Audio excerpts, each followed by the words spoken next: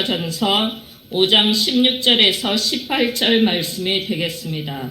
데살로니가 전서 5장 16절에서 18절 말씀이 되겠습니다.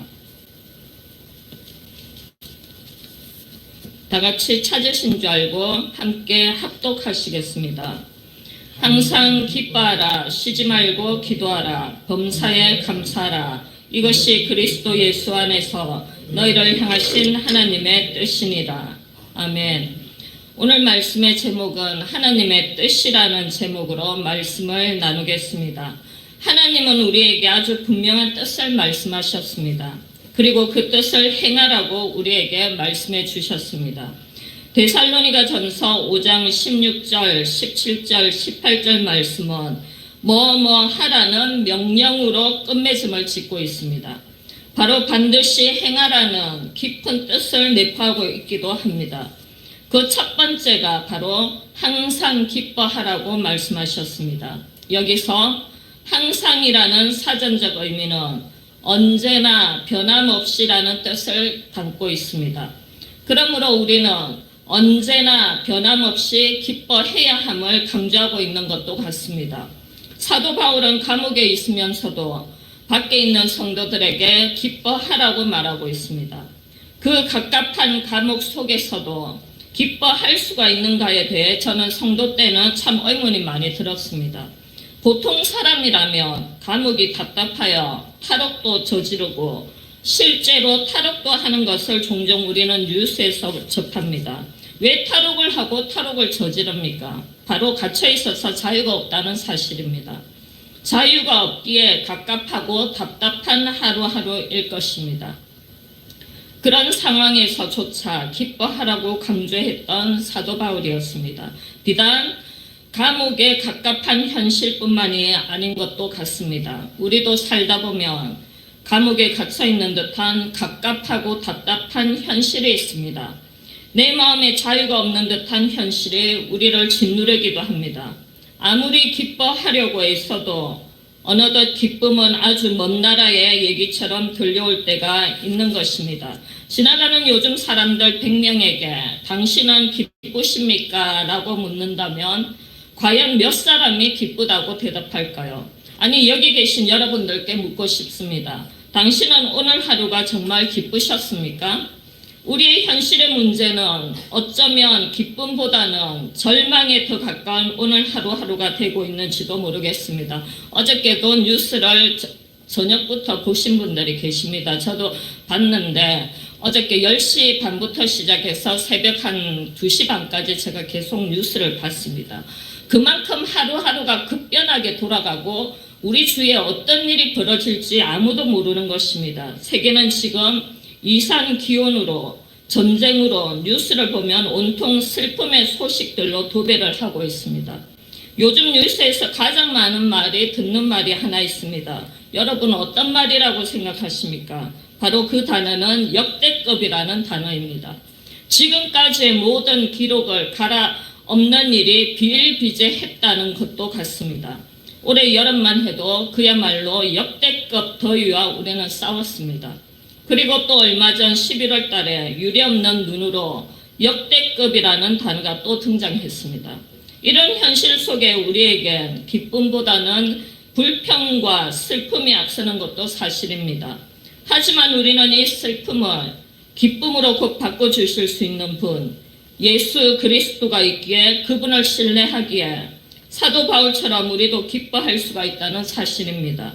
말 그대로 언제든지 변함없이 항상 기뻐할 수가 있게 되는 것입니다. 저도 예전에는 성경 말씀 중 가장 이해가 되지 않는 부분이 이 부분이었습니다.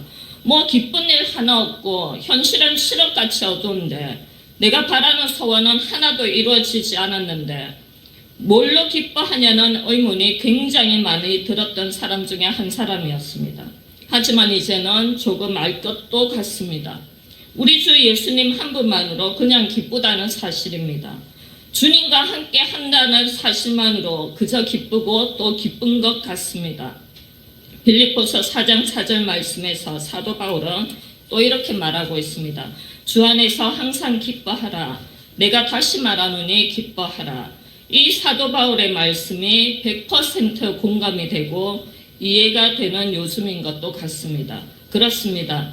현실과 상관없이 우리는 항상 기뻐해야 하는 자들이 되었습니다. 왜냐하면 가장 고귀하고 고귀한 우리 주 예수님과 함께 살아가는 자들이 된 것입니다.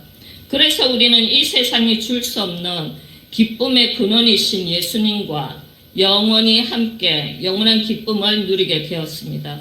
이것이 오늘 본문 말씀 데살로니가 전서 5장 16절 말씀에 항상 기뻐하라의 절대적인 이유인 것입니다. 그리고 또 데살로니가 전서 5장 17절 말씀은 쉬지 말고 기도하라고 나와 있습니다.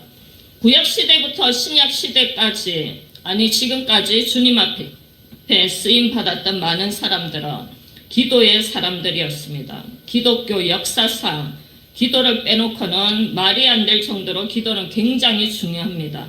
하나님의 역사와 인간의 역사를 통틀어 아우르는 것이 이 기도의 신비이고 이 기도의 기적이라고도 말할 수 있습니다. 저의 인생에도 오늘까지도 이 기도가 없었다면 저라는 존재는 아마 이 자리에 서 있을 수 없다고도 볼 수 있습니다. 제가 숨쉬는 비결, 살아갈 수 있는 원동력이 이 기도라고도 감히 말할 수 있을 것도 같습니다. 그런데 저도 나름 기도 좀 한다고 생각했는데 큰 충격과 도전을 받는 일이 하나 있었습니다. 지난달 일본에 갔을 때 어느 교회를 방문하게 되었는데 너무도 큰 충격과 도전을 받게 되었습니다. 하루에 5시간 이상 기도를 하는 것을 보고 깜짝 놀랐습니다. 일본 교회였는데 새벽에 3시간 이상, 저녁에 2시간 이상씩 교역자분들과 성도님들이 열심히 기도하셨습니다. 기도의 힘인지 목사님은 한국 여성분이신데 성도님들은 60명 정도가 일본 분들로 가득 넘쳐났습니다. 목사님께서 저에게 한 가지 조언을 해주셨습니다. 목사는 첫째 영성이 있어야 하고 그 영성은 오로지 기도에서 나온다고 말씀해 주셨습니다. 정말 목사님 두 눈을 보는데 눈이 살아 움직였고 그 교회 4분의 전도사님들도 환하고 그렇게 밝을 수가 없었습니다. 이것은 바로 기도의 힘이 그분들을 사로잡고 있는 것이 아닌가 하는 생각이 들었습니다. 그래서 저도 한국에 돌아와서 기도의 시간을 더 늘렸고 저같이 부족한 사람은 남들보다 더 많이 기도해야 함이 깨달아졌습니다. 그리고 더 충격적인 얘기를 접하게 되었습니다. 북한에서는 종교의 자유가 없고 특히 기독교에는 박해가 아주 심합니다. 기도하다 걸리면 잡혀갑니다. 그래서 야밤에 산 위에 있는 무덤가에 가서 기도를 한다는 소리를 듣게 되었습니다. 여러분 상상을 한번 해보십시오. 그 야밤의 무덤가, 우리 같으면 소름이 끼치질 않겠습니까? 그곳이 가장 잡히지 않고 안전한 장소라는 것입니다. 저는 이 얘기를 듣고 참 많은 깨달음이 왔습니다. 그 무덤가에서 기도하는 그분들의 기도는 얼마나 절절하며 애절하겠습니까? 얼마나 애통하며 얼마나 가난한 심령이 되어 기도하겠습니까? 반면 우리는 어떻습니까? 우리나라는 종교의 자유가 있고 상위 1%의 세계 선교사 파송을 가장 많이 하는 나라에 우리는 살고 있습니다. 날마다 주옥 같은 훌륭하신 목사님들의 말씀이 홍수처럼 쏟아지고 있고 요즘은 유튜브로 말씀 쇼핑하는 시대가 되었습니다. 여름이면 에어컨이 빵빵 나오고 누구는 춥다 덥다를 외치는 교회가 있고 겨울이면 또 어떻습니까? 따뜻한 히터 바람으로 최상의 온도를 맞춰주고 있습니다. 우리는 이런 곳에서 신앙생활을 하고 있는 현실이 되었습니다. 어쩌면 북한 성도들에 비해 너무 호화롭고 사치스럽다 할 정도의 당연한 신앙생활이 오늘날 대한민국의 기독교인들이 아닌가 하는 생각이 들기도 합니다. 일본 교회에 5시간 이상 북한 성도들의 무덤가에서 기도 소리가 여러분들 귀에 지금 묵시로 좀 전해졌으면 합니다. 그래서 오늘 지금부터라도 기도의 도전이 조금 있어진다면 저는 참 좋겠습니다. 올해 2024년도도 마지막을 지금 달리고 있습니다. 여러분들의 올 한 해 기도 생활은 어떠하셨습니까? 지금 각자의 심령에 해답이 내려졌을 것도 같습니다. 역대급 무더위 속에서 시원한 에어컨을 틀어놓고 무엇에 집중하셨나요? 텔레비를 보며 리모컨을 잡고 여기저기 움직이셨나요? 또 요즘처럼 추운 날씨에 따뜻한 방에 앉아 무엇을 집중하셨습니까? 각자의 대답에 맡기겠습니다. 이 좋은 환경에서 우리는 더 할 수만 있다면 북한 성도들에게 미안한 마음을 좀 가지고 기도에 조금 더 전념해야 하지 않을까 싶기도 합니다. 데살로니가 전서 5장 16절, 17절, 18절 이 세 가지 명령 중에 17절 중간 말씀이 쉬지 말고 기도하라입니다. 쉬지 말고 기도해야 16절 말씀에 항상 기뻐하라와 18절 말씀에 범사에 감사라는 말씀이 잘 이루어질 것도 같습니다. 우리를 향하신 하나님의 뜻은 항상 기뻐하라와 쉬지 말고 기도하라입니다. 세 번째는 범사에 감사하라입니다. 제 나이가 56세가 되고 보니 세월이 정말 손살같이 지나가고 있는 것 같습니다. 여러분들께서는 저보다는 훨씬 많으시지만 이제 27일이 지나면 또 한 살을 저희들은 또 한 살이 플러스가 됩니다. 한 살 한 살 먹을수록 세월이 갈수록 가장 많이 드는 마음이 바로 우리 주님께 감사라는 것입니다. 매일매일 주님의 손이 나를 붙들고 계시다는 생각만 하면 감사가 절로 나오는 것도 같습니다. 모든 것이 주님의 은혜요 사랑이라는 것도 사실이 시간이 지날수록 더욱 선명해지는 것도 같습니다. 오늘도 나에게 생명을 연장시켜줘서 감사하고 무엇보다 구원을 뛰어넘어 소명 주셔서 감사하고 주님 안에서 꿈과 비전을 주셔서 너무도 감사한 것 같습니다. 올해 들어 가장 제가 감사한 것은 7, 8, 9월 달에 정말 역대급으로 아팠고 그 혹독한 무더위 속에 3달 동안 부산 시내 병원은 한 번씩 다 가며 이러다 혹시 하는 생각도 했지만 이렇게 깨끗하고 건강하게 만들어주셔서 너무너무 감사한 올해인 것 같습니다.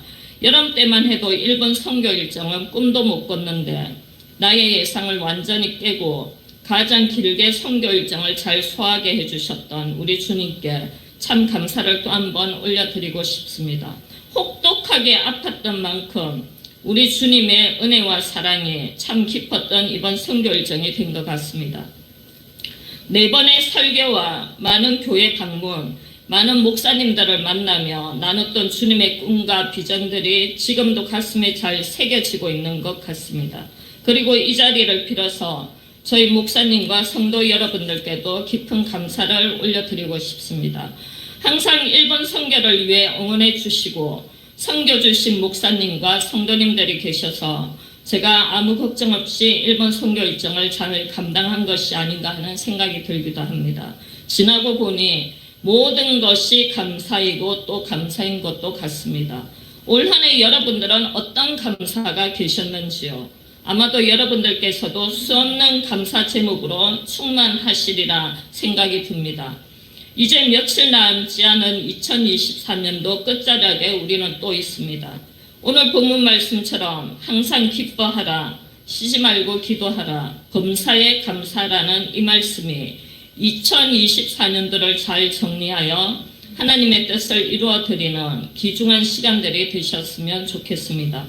그리고 하나님의 뜻을 가장 잘 이해하고 잘 헤아리시고 실천하는 분이 인류 역사상 계시다면 그분은 바로 우리 주 예수 그리스도이십니다.